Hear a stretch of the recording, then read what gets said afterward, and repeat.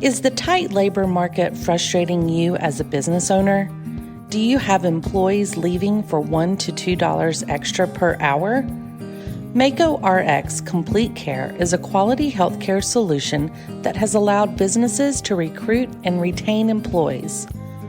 To learn how Mako RX can help your business stay competitive, visit mako-rx.com or call 855-562-5679. Mako RX, Healthcare Simplified.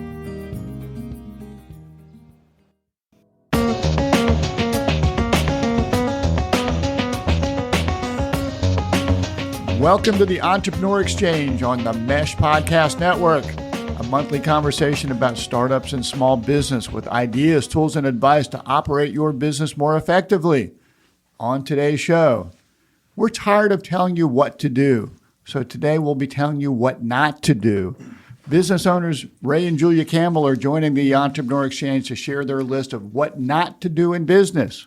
Plus, we'll have our lightning round, and we'll share some interesting small businesses that you should be checking out in our Small Business of the Month feature at the end of the podcast. My name is Jeff Newville. I'm your co-host. I'm director of the Manufacturing Solutions Center at Catawba Valley Community College in Hickory, North Carolina. I'm joined by my co-host, Gary Muller, who is Executive Dean of Economic Development and Continuing Education at Catawba Valley Community College. Gary, how are you doing? Jeff, I'm doing great.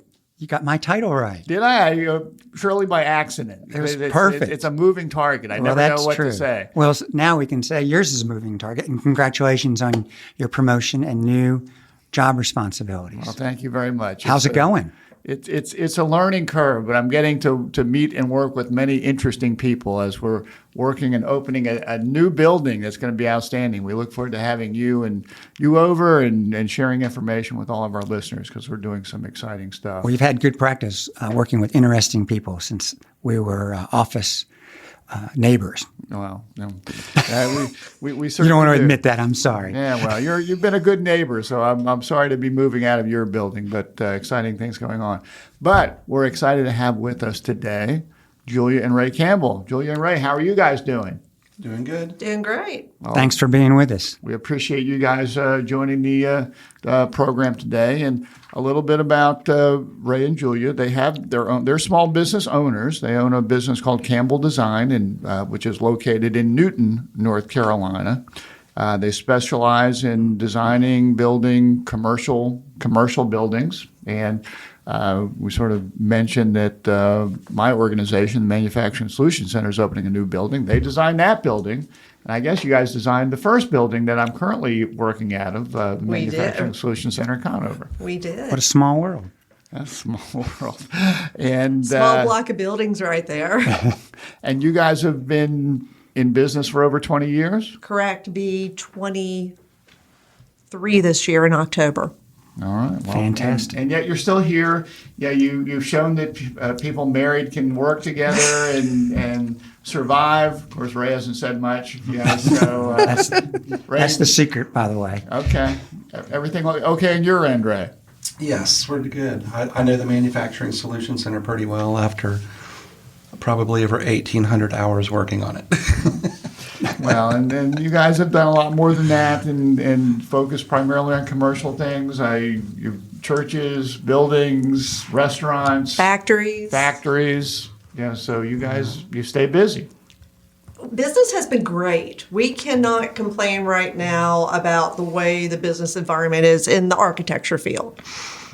Lots of construction going on. Sometimes it seems like it's more difficult to find people to actually execute the drawings that perhaps you've come up with. That's a common problem right now in the architecture field and the construction field. Well, we're pleased that you're able to join us and I've had the opportunity to work with you guys some in the past. You've actually been on our podcast before. But today what we wanted to talk with is you guys sort of had some thoughts on, based on your experience, just sort of, usually when Gary and I talk about, major problems in business, we talk about, don't run out of cash, don't do, crazy things. But you guys have sort of just found things that maybe a little bit more subtle, I would say, than some of the the bigger things that people might see out there. We say, oh, cash is king, yada, yada, yada. But you guys just working with people on a daily basis have found some things that some might qualify as irritants. Some could have some significant negative impact on a business if you fall in the trap. So you guys have put together Ray and Julia's list of things not to do in business. So why don't we jump into some of what you guys see as pitfalls out there? Yeah, that was a good summation of that. We were invited to High Point University to give a lecture, and on the drive over there, we were like, well, what are we going to tell this class? And we came up with, why don't we tell them what not to do? Because everybody tells them what to do. And most people, when you tell them something to do, it just kind of goes in one ear and out the other, and it's really boring. Like, oh, do this, and they were all writing notes, and you forget everything. I would think on one of the what not to do thing was if you're asked to give a speech at a university, perhaps you should work on it before you get in the car and drive over there. But that's me. Yeah. Well, we had an hour and a thinking. half's drive to get up there. Okay. So, All and right. this has been an ongoing list that has developed as we have owned small businesses. And as a small business, you hire employees and you deal with other small businesses. And a lot of these other small businesses, you don't have all the resources and you're winging it and you're entrepreneurs. And so these are things that maybe you just don't think about because you're so busy on the day-to-day things that you do. So we could start in like what not to do in business. And the first one on this is Ray's number one pet peeve. Number one. Don't sign your emails. As in, you should sign your emails. That's Right. a pet peeve that if you don't sign your emails, you're screwing up. Absolutely. Absolutely. So I'm going to be sort of your bad guy here of like what not to do. But yeah, don't sign your emails because nobody needs to know who you are, and make sure that your email has absolutely nothing to do with you or your business. So when you say don't sign your emails, are you saying don't put Jeff at the end, or I should have Right. like a signature line, or all the above? But if your nickname is Bubba and you sign your emails that way and no one knows who you are because your email is, William Smith at AOL.com, people don't know who you are. How did she know your nickname? Bubba. There you go. Well, I look like a Bubba. I know. It drives me crazy when we have 14 projects going on and someone will just sign their email Jeff. And I have to coordinate with 12 other people to get your job going, and they just don't know who Jeff is. Is it Jeff Newell? Is it Jeff Smith? Is it Jeff Taylor? Who is it? But if you're ordering a pizza with your buddy, it's fine to say Jeff. If you're trying to generate income out of thin air, it is not fine to say Jeff. I would think that you want to make it easy for people to find you and get back to you. I am shocked that people who don't have salaries and are trying to create money out of thin air, is how I call it, would just communicate in a business manner with just Jeff. Well, a lot of what we do a lot of referrals. If somebody calls up and says, we do zero residential work. That is not what we do. But if we do residential work, we will give people out there and other people's information who we know. And if I don't have any kind of contact number, not everybody wants to communicate via email either. Some people want to text, some people want to make a phone call, but you got to have that information because, where do you find Campbell Design? It's on every single signature of what we send. And then if you send your signature and it's all full of a whole lot of little pictures, well, then we think we've got attachments for projects. So, some of these it's dumb, it's simple, it's stupid, but have somebody set it up on your phone because you'll have it at work, but have it on your work computer, but not on your phone. There's nothing more frustrating than trying to, you want to call that person or contact them, and you can't. Right. Or give their name to someone else. Right, you got to go. Because then you're responsible for filling in the gaps Yes. of where they've left. But we are all in networking. I mean, we network. We're a referral business. I've got to find your stuff. Yeah. So sort of side note question. I mean, how do you respond if you get an email from Jeff at yahoo.com or gmail.com as opposed to at Campbell Design, having your name in the business? Does that bother you or That doesn't bother. Like I have Veritas Interiors Inc., which is my commercial design site, at gmail.com. Guess what? There's the name of my company. as long as it's in there? Yeah. And I know during a project, if we're going to take a project, be hired for a project, and there's going to be 500 more emails, I just say to people in some of these meetings, look, in the subject line, we have to put the name of the project. And for those of you who, I'm having to start to do this, for those of you who are just signing your emails with your first name, we need you to start during the course of this project to sign it. There's a lot of people properly. involved, and everybody wants to be able to contact each other. So that's really where we're coming from But it's on weird. all of this. It's weird that I have to ask that. Yeah. So that's your number one pet peeve. That's my number one Okay. of what not to do in business. All right. So what's number 2 on your list? Drinking to excess with people you're doing business with. And I assume we're not talking coffee here. If only. Well, sometimes you really do not need to give me any more coffee. That doesn't work out real well either. Well, that's more of a Julia issue, I suspect. But drinking, we have one legal drug. We're in North Carolina. It's alcohol. And this is so much business is done around meeting people at, you meet customers at bars, you meet people over dinner. And this is one of the things that we've just seen happen in a long run of our careers before we owned our business. And Ray has a really good line on this one. I say that 2 drinks can close a deal, and 2 more, you can lose the deal. You got to be very careful, very savvy when it comes to alcohol and clients. And it sounds really stupid, and we all know about it, but everybody here probably has a story of what somebody did. Absolutely. Oh, yes. Oh, my goodness. I really can't remember. I'll tell them. So you were the problem in the meeting then. So yeah, and I suspect sometimes I've been to trade shows, and sometimes I almost feel like there's some expectation from my customers of, oh, we're going to go out and have some drinks, aren't we? That's on your expense account, by the way. That's really on the top of the list of some of the things that have run through me of people going, it used to be going to Neocon, and hopefully there's no pictures taken of what happened. Yeah, well, some of us are an age where we didn't all walk around with phones that had camera capabilities. So yeah, these days that could be a problem. So the stories get really amusing, and there's there's instances where you are kicking the person under the table or his boss. I mean, just kicking them until they're bruised. Like, can you please shut this guy up?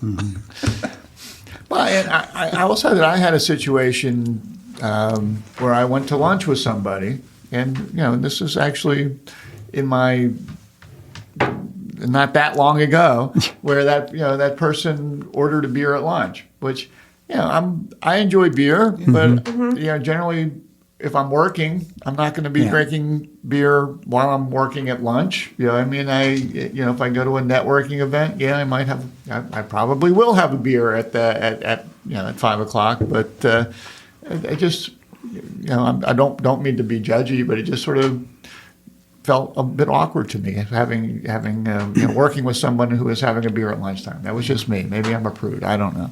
No, It wasn't me. It wasn't you. It wasn't us either. Although it's always 5:00 somewhere in everybody's That's mind. right. But for those of us who've traveled, I mean, it's amazing. Like, you get away from home and suddenly people are like, "Well, my husband's not here, my wife's not here. Who's going to know?" And somebody always knows, and it always gets back. There's always somebody we know wasn't going to be there that's there. Yeah. Well, and most of the time we're, particularly if you're a small business owner, you're pretty much always representing your business, your brand, Absolutely. and even if you're on vacation, you got to be I'm sure you got to be a little bit wary. Well, you never know who you're going to run into. You can be in Vegas and run into your biggest customer just by chance. And what happens in Vegas hopefully will stay in Vegas, but not always. Not always. Okay.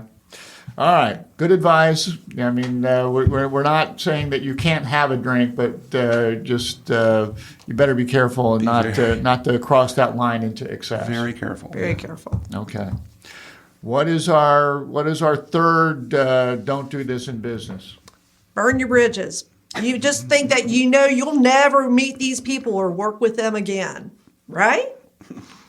And the first thing we say to every intern who walks through, and we've had quite a few interns, we've got one right now from Appalachian, she's doing great, is you don't burn your bridges. We've moved from the triad here to the uniform. And I am amazed at how many people we still run into that we knew back in the day. And my situation was this. I got laid off from a furniture dealer years ago. And do you know how much I wanted to tell them what for? The flip side of that is I ended up being their customer. So who got the last laugh out of that one? So you didn't go on the revenge tour. No, but it's amazing how many people will have that revenge tour when they're done and how mad they are. And it's like, let it go. Because a lot of times, hey, that company's going to change. People are going to change there, and they may end up being your best customer. Yeah. Well, I think it's interesting when you put it in that perspective and how the roles can change, and that often you can go from being an employee to a client, a customer, and maybe a supplier. You never know. I mean, if you're in a particular industry, it can be rather tight knit. So you better be careful. And I'll go further. And this is just something that. Maybe because we're I don't want to say in a rural area of North Carolina, but we're certainly not in an urban area. But I've worked in many companies where, unbeknownst to me, relatives work together. So I mean, you I know it's sort of maybe a little bit of a corollary to don't burn the bridges. It's just when you're talking to people, you need to be careful what you say, because I might be saying, if I'm saying something to Ray about Julia, oh, you two are married? Oh, I didn't realize that. Or they're cousins or they're nephews, or you better be careful. You might accidentally burn a bridge that you didn't even know that you burned if you're not careful and you say inappropriate things at work. That happened to one of our staff who made a comment about a substitute that was in one day and didn't know it was the daughter of the person she was telling. Yeah. Mm-hmm. Yeah, that didn't go down real well in the long run. So you're much better than that person that's usually here. Yeah. Oh, my mom? Oh, sure. Yeah, well, it was like, she was just awful and all these things happened, and I came back and it was just, everything was a hot mess, and it turned out to be his daughter. Okay. Yeah. So I'll throw that one on top just because some of the industries I've worked in are very incestuous. Yep. Yeah. It's hard to deal with, but it is true that years later you can be faced with deals with that same person that once you hated, and the deals could be worth millions of dollars, hundreds of thousands, millions of dollars, and you're just, your mind is blown, and you're like, oh my, I'm glad I did not burn my bridge on this. But we've had that happen where relationships break down, people leave, then they come back and they're some of our best customers. Yeah. So the general rule is be careful. Yeah. Be careful. Sometimes it's just like, if you're mad about it, don't put it on social media. Oh, yes. Okay, because early on, we didn't all have this. We're all of that age. So you just basically, I just told, suck it up. Suck it up a little bit. May not be, and it won't feel good. Let it go and see what happens. And sometimes it's 2 weeks later. Sometimes it's 2 years later that person or somebody, it changes and they come back to you. All right, let's move on to your next. Don't do this. What do you got? Tell everybody who you're meeting with that their job is easy. This is all you have to do, and you only need to do this. Oh, yeah. Those are the three words: easy, just, and only. And when we hear, if our job was that easy, why are you not doing it? Because you must think we're making so much money and we didn't have to do anything. We just press a button and bam, it's done. And we have a rule in our office. If we're working on a job and we're interviewing and talking to somebody over their potential project, and they say, oh, it's easy. You only have to do this. Just draw a few squares and put a few couches in here, and it's not going to be done, right? Right. Mm-hmm. Or they told us over at wherever that we only need to do this, usually only in Appendix B, which is about 30 hours of work. So every time you say those words, guess what? Your fee goes up 10% every time.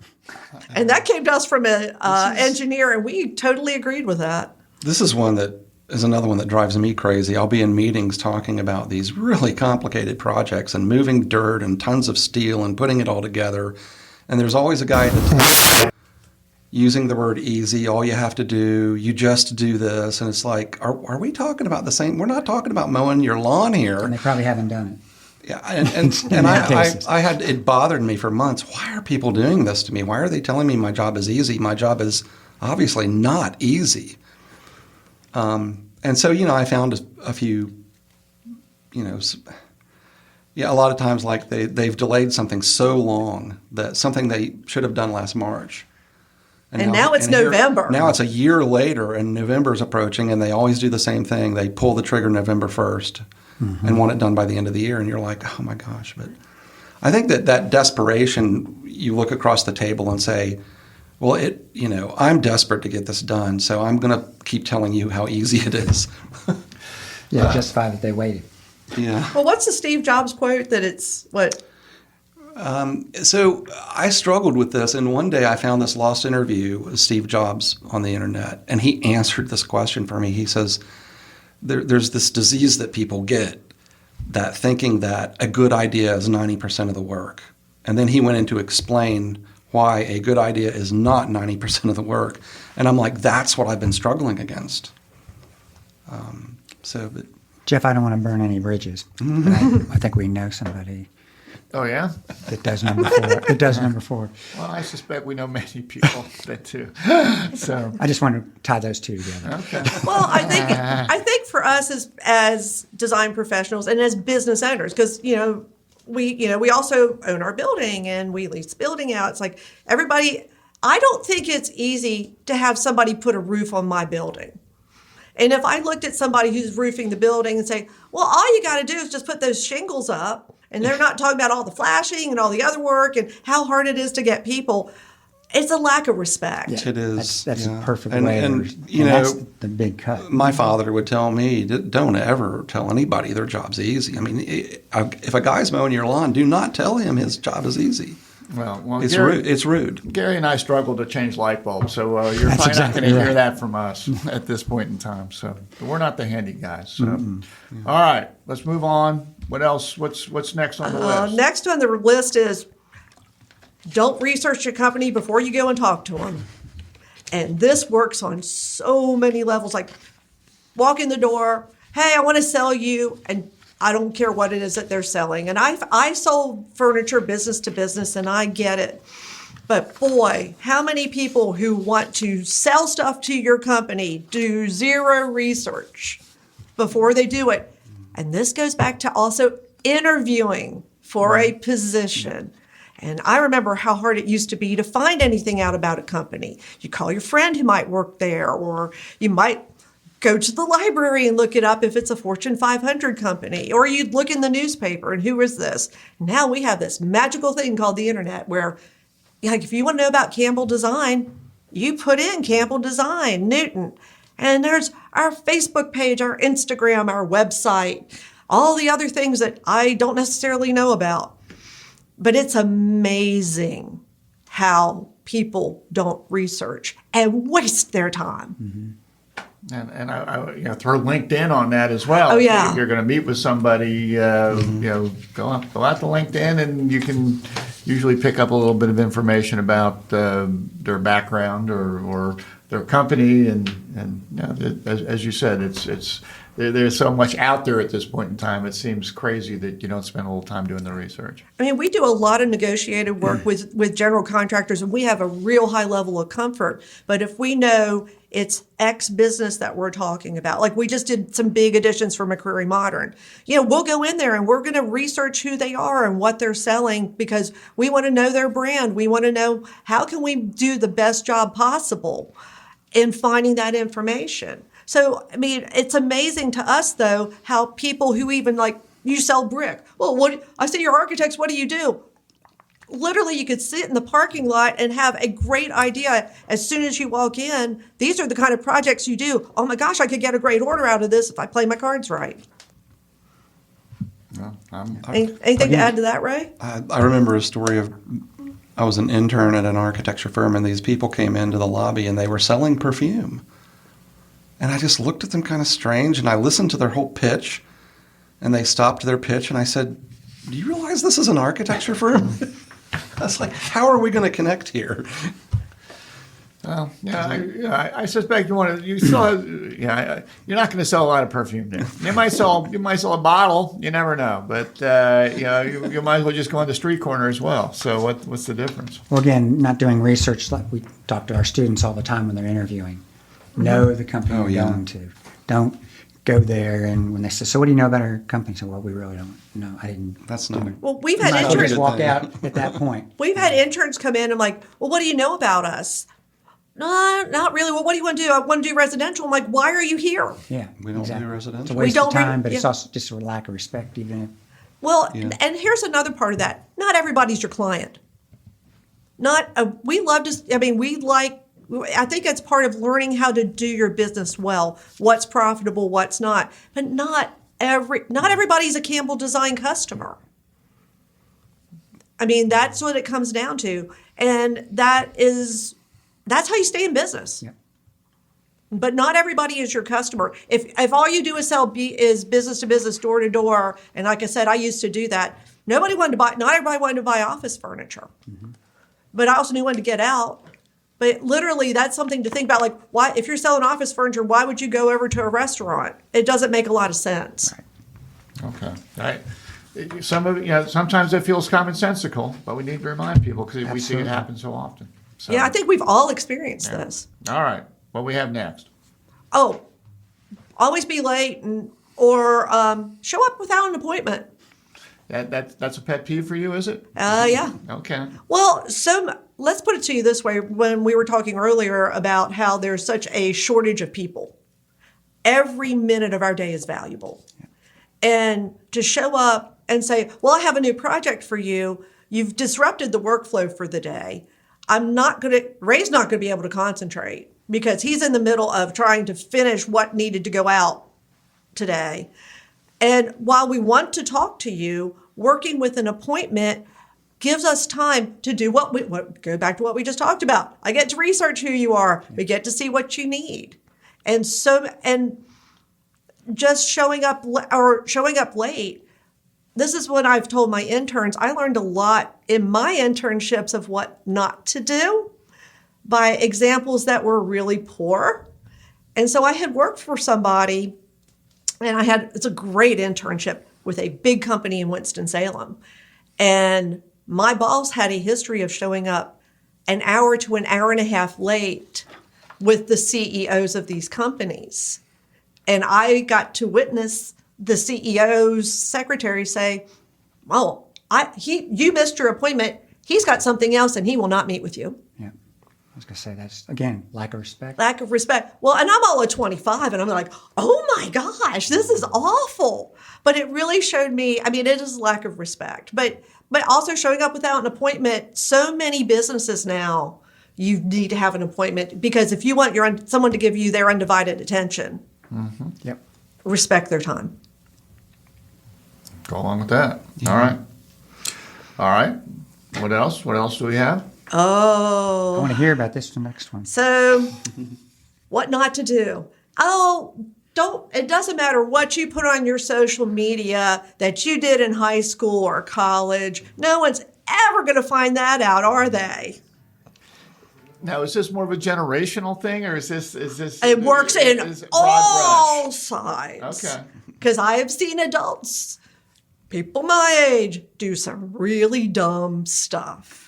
Because here's the thing: even if Don't you're look at me that way, Jeff. well, we see this. It's like if you're looking, we try to be pretty like non-political, not all of these things that is not necessarily what people want to see. And don't think that people are not going to look at. Yes, we look at LinkedIn, but we're going to look at Instagram. We're going to look at Facebook. Are you talking in reference to if you might be interviewing, hiring people, talking with potential customers, all the above? All of the above. Yeah.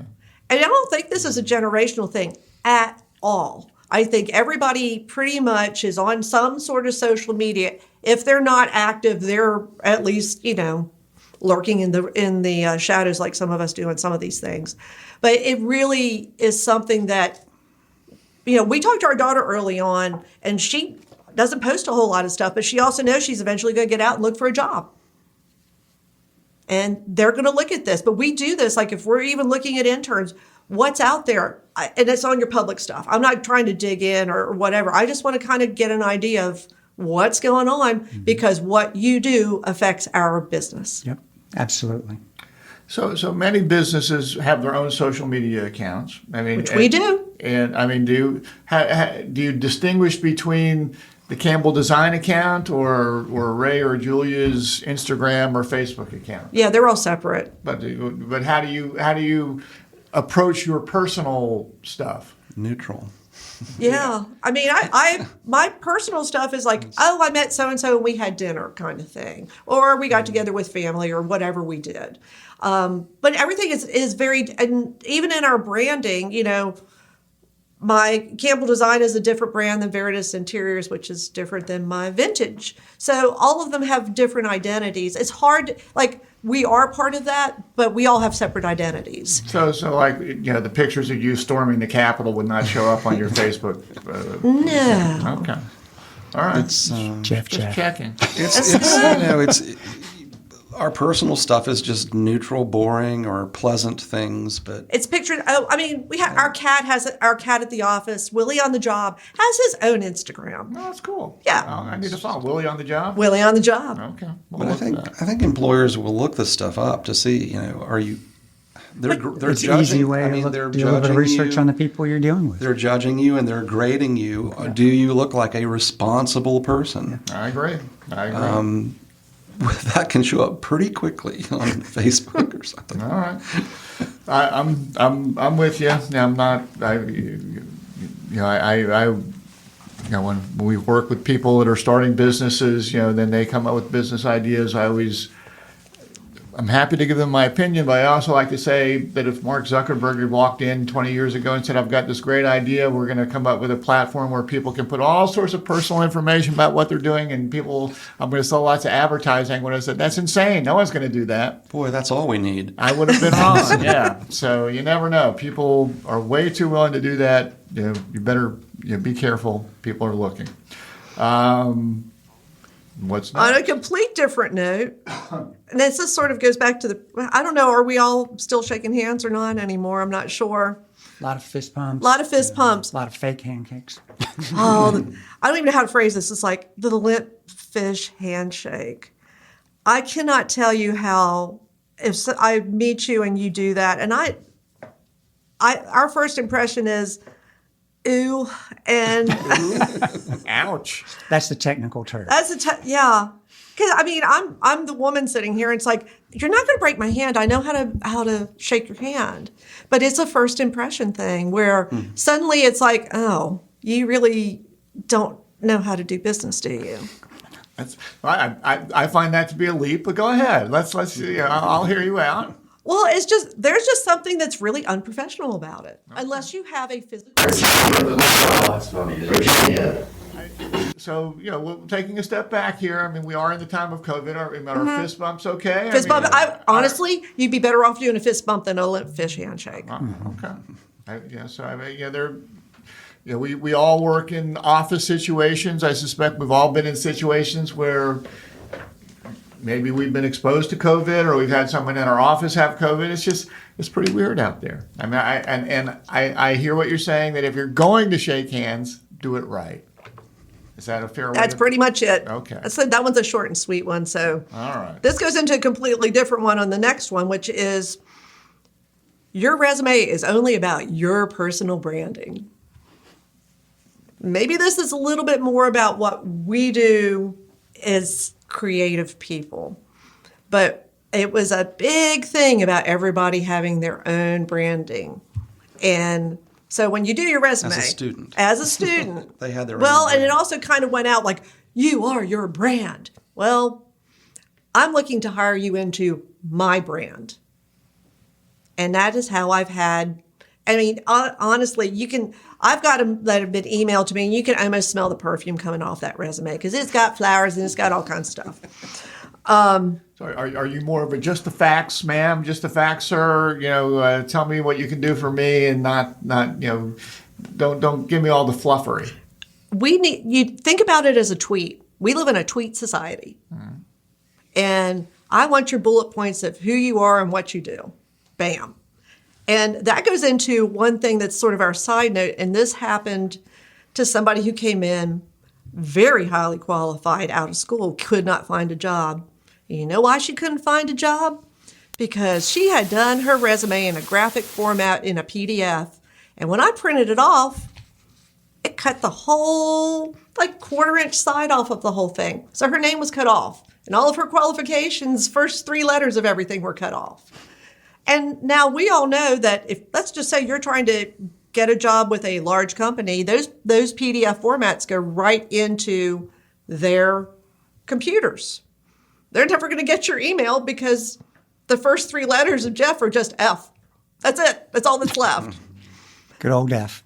So we say if you do a PDF resume, send it to your grandma and ask her to print it out.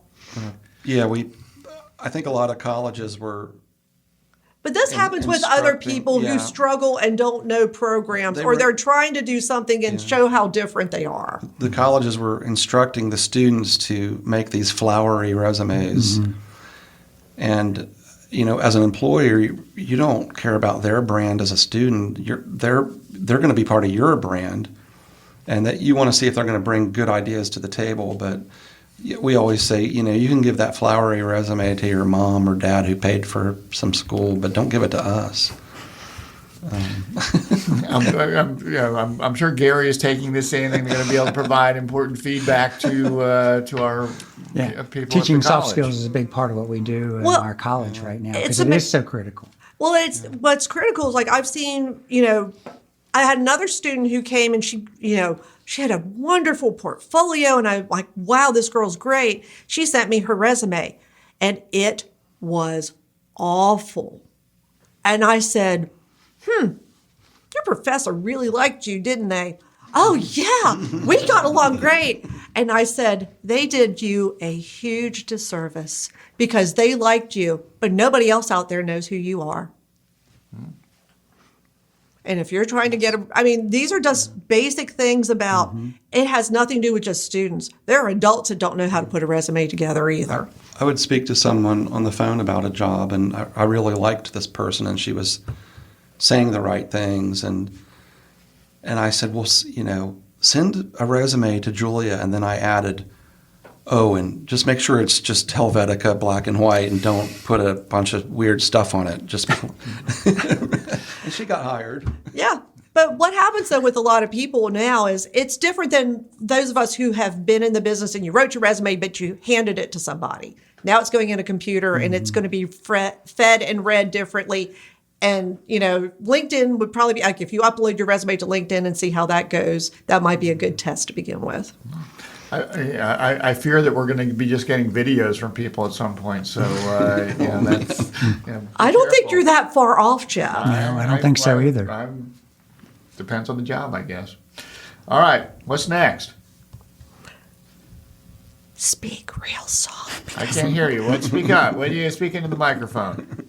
That's exactly what I'm talking about. We speak real soft and think everyone's going to listen to you. Or talk really fast like I do all the time. Don't do either of those? Don't do either of those. That's why we brought you here, Julia, to help you overcome these issues. I appreciate that, Jeff. Okay. But I have a problem of talking, especially if I'm excited. I talk really fast and really high. But we have had people who talk like this. I'm not trying to do ASMR here. And you've got to be able to talk to people. You've got to be able to present yourself in every field. Unless you have some sort of physical reason you can't, you can learn to do this. And sometimes I think it takes practice. Yeah, not everybody is comfortable, particularly when they might be in a crowded meeting or whatnot, speaking up and making presentations. And I think it can be a learned skill. Anxiety can get the best of you. Definitely. Yeah. And I understand that. But you also have to always know who your audience is and know how to present yourself in a professional way. I think this hits women a lot more than men. If I get shrill, I'm shrieky, And I've had to work over the years to not talk like this all the time. I've had to learn to lower my voice and to slow down. But and Ray's known me since we were in high school. I've really worked hard at that. And not everybody is gifted with a beautiful voice, but you can work at it. Jeff's right, and Julie, you're right. You can work at it one step at a time. If you have something you're not confident in, you make a plan and you take small steps. Yeah, you're not going to, it's not like overnight you're going to learn how to be able to get up in front of 1,000 people and talk. I mean, not everybody is a born actor. Yeah. And even the born actors have stage fright. As a kid, I would play guitar and sing, and that, as a kid, you have all the confidence in the world. As an adult, I'm trying to get back into that, and it is tough. I'm taking it one step at a time. I'm scared about it, but you just got to, just like I said, make a plan and work on it a little bit. Well, and the other issue is when you deal with older people like Gary and I, who've been to so many rock concerts, our hearing is not what it used to be. Exactly. So I'm most of the time when I watch TV at home, I've got closed caption on at this point in time because what did they say anyway? I love the fast messages. Yeah. You can almost make a video on it, and you're inviting the people from the next office over. Hey, come over here and listen to this message. Can you understand what they're saying? Yeah. And you have a pen in your hand at the right, and you're trying to write down these fragments. They're talking so fast. Mm-hmm. And you're trying to piece together this message that you have. Well, then Siri will come up with something, and it's always really entertaining. Yes. And as you're doing this and struggling and playing the message 3 times, you're like, why am I doing this? If only they'd sign their emails, Ray, you would know how to get back to them. That's exactly right. That's one of my pet peeves is when someone leaves a voice message. Clearly say your phone number twice. Slow down. And your name twice, so I will get it. So that's me. As if you're trying to make $10,000 by doing it correctly. So sort of related to this of presenting yourself, I think is sort of your next issue. Yeah. What you wear doesn't matter. And flip-flops are fine if you're going out to visit a customer. That is a what not to do. Another one that we talk to our students about. We have a story. We went to an industrial plant to basically interview, and they brought other people from other companies along. 3 competitors to interview. We didn't know we were all going to show up at the same time. No, which was what not to do. Don't invite everybody at the same time. It's competitors, yeah. So anyway, we're already there because we've driven 45 minutes to this site. And one of our competitors walked in flip-flops. To a factory. To a major industrial factory that has metal parts on the floor. And we just had safety videos we watched. So we were literally told, you have to put these steel toe covers on. And they're like, look at her, do you have any other shoes? No. Well, you can sit here in the lobby or go sit in your car. So that was what a great first impression. That's exactly way to weed out the competition. That's right. 3 competitors became 2. Yeah, it worked out well for you. Based on dressing. And I mean, you guys could do a whole podcast on what you wear and how it's presented. And that, I think that's something that it is a generational thing, but there is also, remember if I said about researching your company, if you are going to a major factory, and you're going to walk through the factory to the cafeteria, maybe it's a really, really good idea to wear closed-toed shoes that day. Just maybe. Mm-hmm. I think COVID has probably messed this one up as well, and that people are just the whole what do I wear? Am I actually going to work? It's the wardrobe issue is all thrown all over the place at this point in time. But but we're throwing this out. I mean, it is as dumb as wearing flip-flops to a job site. And it's not just our business. These are salespeople coming in, and they have nothing to do with with the business. But you've got to really realize who you're calling on and what's appropriate. Okay, let's move on. What else you got? Oh, on your work phone, your work computer, it doesn't matter what you download on it, because especially if you're a little company, who's going to have time to look for that stuff? Oh yeah. Oh yeah. You're looking. Well, here's what happened. Because all of these have come from, hey, here's what happened. So one of our former employees left, and so get ready to bring a new person in, got to clean that computer up. And I found stuff that I should never have seen. Oh yeah, your eyes were burned. My eyes were burned, and I can't unburn them anymore on this. And what's amazing is this is back to burning your bridges. You know, later on they want to do some freelance work. I'm completely freaked out, but I can't just go in front of them and say, and by the way, look what I cleaned off of your computer today. But it also comes, and I had it happen when I worked for a company where I had a bunch of music and I burned it and put it on my computer and it disappeared. And I was really upset because, hey, they deleted Van Morrison and I wanted to listen to Van that day. But that's what happened. And I think work and business overlap so much for so many people. And we really try to separate it, but you really need to be careful of what goes on a computer and your IT people or IT people you hire, you never know what will get downloaded that will infect your computer. Yeah, even if you're solving a business problem and you see something out there that could help you achieve your goal and it says download here, you need to stop and ask somebody, should I be downloading this? Because it could infect your computer even if it's some tool to help you out. Well, the only thing I'll share is I have this memory of I was at Dick's Sporting Goods one day in the checkout line, and there was this woman in front of me who was saying, I tried to find this online and I typed in Dicks.com. Don't ever do that because I had to have my whole computer cleaned and it was awful and stuff that came up was awful. It's DickSportingGoods.com. So I would just say I don't see why that was a problem. that. Yeah. So, anyway. I should not have been swallowing that water when you said that. Anyway. All right. Your last don't do this in business is what? Oh, tell everyone when you work somewhere else how much better it was when you were there and how they did it when you were there and how everything was great when you were at your other place of business. People generally don't like that. I don't know any place that does because if it was so great, why aren't you there? And why did they go out of business? Yeah, maybe they weren't. And I've got to say that came from Phil, who works with us, and I'm like, oh, we've had that before. That's a great one where, when I worked at such and such, we did it this way, or I learned that in school and we did it this way. Well, who's signing your check now? But there's a lot of that where everyone will tell you, or our favorite one is, I saw that on HGTV. So apparently entertainment people know more than the licensed professionals. Well, you guys have you've had a dirty dozen here of things that you shouldn't be doing, which I think we can all appreciate. Some might resonate with us more than others, and I think we can always look at it as there are ways that we can be improving.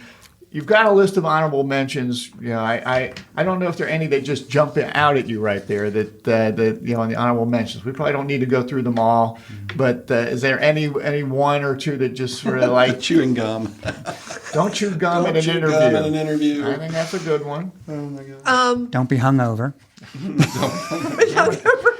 If I had a nickel for every time I told Gary that. Yes, that's exactly right. Don't open up when you meet someone with too much information about all of your life. Yes. I'm with you. I on like that the one. WAF. WAF, W-A-F. Yeah, I like that one. WAF means walking air freshener. If you walk into an interview and you change the way everything smells in the building. I don't think this is much anymore. I don't see that happening as much as it used to years ago. Is that a female thing or a male thing? Or is No, that it's both. It is both. It is both. Just asking. I'll tell you one of my pet peeves. Spell people's names correctly. Yes. Oh, that's a good one. Because Absolutely. my name is Julia, not Julie. We could close. And I literally, in my signature, I signed Julia Campbell. Everything is Julia Campbell. I get emails back, Julie. And so I email back, my name is Julia. Julie is my evil twin. They never do it again. I think that's a very memorable way to approach that. Yes. Julia. The difficult spelling of the name, getting it right. We had an intern. We had a very talented engineer. And we didn't think he was real at first. He was very talented. His name was Jesus. He calls in to leave a message, and the intern is like, Jesus, how do you spell that? Because she wanted to get it right. J-E-S-U-S. Well, this blew her mind. Why didn't he just say his name was Jesus?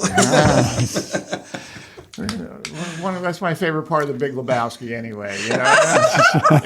Don't mess with the Jesus, man. Oh my gosh. Anyway, well, look, we really appreciate you guys coming on and joining us, sharing this great information. We're going to do a quick lightning round with you guys, but before we do, we want to thank our sponsor for this month. In the tight labor market, or is the tight labor market frustrating you as a business owner? Do you have employees leaving for $1 or $2 extra per hour? Mako RX Complete Care is a quality health care solution that has allowed businesses to recruit and retain employees. To learn how Mako RX can help your business stay competitive, visit MakoRx.com. That's MAKO-RX.com, or call 855-562-5679. Mako RX, Healthcare Simplified. So please check them out, MakoRx.com. We appreciate their support. So we like to do a quick lightning round. We're going to make it quick with just a few questions that we will try to get quick answers from you guys. Don't overthink. These are quick answers. I don't know if I can think that much anymore. All right. So here's a question for you guys. What is your biggest non-business pet peeve? Don't overthink it. Come on. Oh, just dealing with stupid people. Ray, would you share anything, or is that fair? Just people approaching you out of nowhere to have conversations, like when you're pumping gas. Okay. Don't mess with Ray when he's pumping his gas. All right. Beatles, Rolling Stones, or Michael Jackson? Beatles. Ray? Beatles. Beatles, okay. Favorite comfort food? Oh. Chocolate. Chocolate. Chocolate for Ray? Julia? Mac and cheese. Yeah, that's a good one. Yeah, hard to go wrong with the mac and cheese. Mm-hmm. Last one. If you had a superpower, what would it be? It's the same one for both of us. Time travel. Oh, yeah. Time travel. Are you going in the same direction? You going forward, or are you you're going backwards? Oh, I'm going everywhere. I'm going to hang out with the Beach Boys. I'm going back. Okay. I like that one. I like the Beach Boys. There's still a couple around, aren't there? There are. You want classic Beach Boys. So, all right. We're going back to the 60s, having a good time. I'm dressed as the 70s today. So. All right. So, thank you guys. If people want to find Campbell Design, where should they be looking? They can find us at campbelldesign.com, on Facebook at Campbell Design Architecture, same on Instagram. And I think we're Campbell Design Campbell Design Architecture on LinkedIn as well. Start with campbelldesign.com and you'll find it. And then, There's no S at the end of it. And then Newton. Newton. Campbell Design, Newton, North Carolina. All right. Ray, Julia, thank you so much for joining us. We always like to end our podcast with some small businesses that we like to give a shout out to. Do you guys have any businesses you'd like to give a shout out to? Well, we have two really wonderful tenants in our building, and one is Justin Ramey Law. He's a criminal lawyer, and the other one is Amanda Stewart with BB May Skincare. Okay. Fantastic. Super. Gary, what small businesses do you have? Well, this month, Jeff, I'm going to highlight Just Dump It. It's a local, I looked at me, Just Dump It? family-owned business located in Newton. Okay. Specialize in treating you like family. The company has been in business since March 2019 and recently won Best Catawba Valley 2021 Best Rental Services and Cleaning Services. Have you heard of them? I have not. Okay, great. Owned by Mandy and Todd Watson, Just Dump It takes immense pride in their customer service and competitive rates. They take the extra step to ensure your dumpster rental or junk removal service experience is stress-free and also priced fairly. They don't work on contracted services that would raise the rates for your customers, such as dumpster brokers, answering services, and other similar things like that. They're a down-home business. You just pick up the phone to contact Just Dump It, and you'll be dealing with Mandy or Todd directly. And that's the key, just like you guys. And Tammy and I, my wife, met them at the Chamber Summit, and we really liked the down-to-earth style that they had, and we're going to use them as we're cleaning things up and organizing things in our house. Okay. That's a good one. Just dump it. Just Dump It. Okay. And I love their title of their business or their name of their business because I saw three eyes look at me. What's Just Dump It mean? Before they learn. Well, the small business that I want to give a shout out to, I was with some friends in Greenville, South Carolina a few weeks ago, and ran across a small business called the Mad Smash. And basically it's a business that if you need to blow off some steam and smash things, they have smash rooms where you can go in and smash a car, you can smash bottles, Computers. you remember Office Space, or the old fax machine or copiers or whatnot. They have rage rooms where you can go in and you pay a certain fee for a certain amount of time. They suit you up so I guess things don't splinter off and put out your eye or anything like that. They do splatter painting where you can just throw paints and things up against walls and whatnot. I've got to go see this. Where is it at? It's in Greenville, South Carolina. They host events. They do team building parties. Gary, I know that the community college took us to an escape room a few years and ago. locked me up and You were blindfolded chained down me. on a Yes. table in like leather underwear. Or Yes, something it was. like It was that. really a bad scene. Uh, And by the way, we're not going to put that on social media. No, that's not. No, or a podcast. Yeah, right. But can we put smashing stuff on social media? That could be fun. Well, you can go check them out at themadsmash.com. So you can go check out their website and learn a little bit more about them. And if you're in the Greenville area, you can go in and probably a healthier way to blow off steam than You find others. these very unique businesses, kind of like the hatchet throwing. Okay, keeping rage off the street since 2019. So let's keep our rage off There the we street go. that way. So Probably anyway. good timing for them to start their business in 2019. The way things have been with COVID. All right. Anyway, if you've got a suggestion for our Entrepreneur Exchange Small Business of the Month, you can email them to us at eexchange@themesh.tv, and we will send you a prize package to use your suggestion. We want to thank Ray and Julia Campbell for joining us today. We want to thank the Mesh Podcast Network, and a special thanks to Mako RX for supporting our podcast. You can check them out at www.mako-rx.com. Check them out. Again, thank you for listening, and we'll look forward to talking with you again next month. Take care, everybody. Be safe.